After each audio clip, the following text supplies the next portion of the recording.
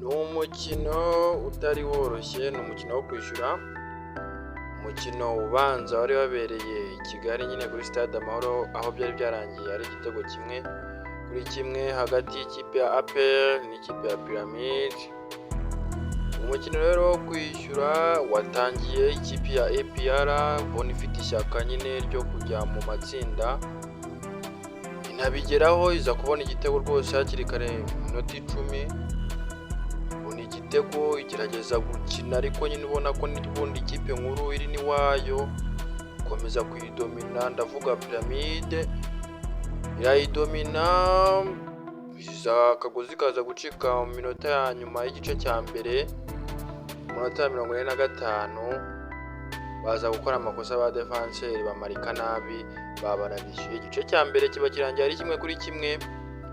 ubundi Pyramide noneho igaruka mu mukino, noneho sasa yicurikiraho ikibuga rimwe.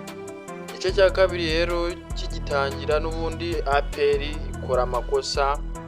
bahitse buri cya kabiri biba 2-1. APR noneho dore ngirakina nabi karahava, no kuvuga ngo ikipe yari kwijajara nibura ikajya ibona na kona pasi, ku buryo Imana yagira uko ibigenza kuri koroneri kikajya mariko shwi, ahubwo bagiye barayidomina neza. Noneho mu minota ya nyuma yakinnye nawe ukibaza uti abakinnyi n'umunaniro, ukabona umukinnyi apashe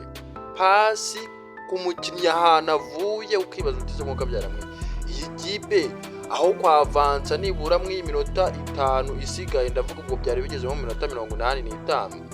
isigaye kugira ngo yavanse nibura ishyireho igitutu ku ikipe, kuko ibitego muri Afrika byo biracyafite agaciro, no kuvuga ngo ikipe gutsindiye hanze ubu gifite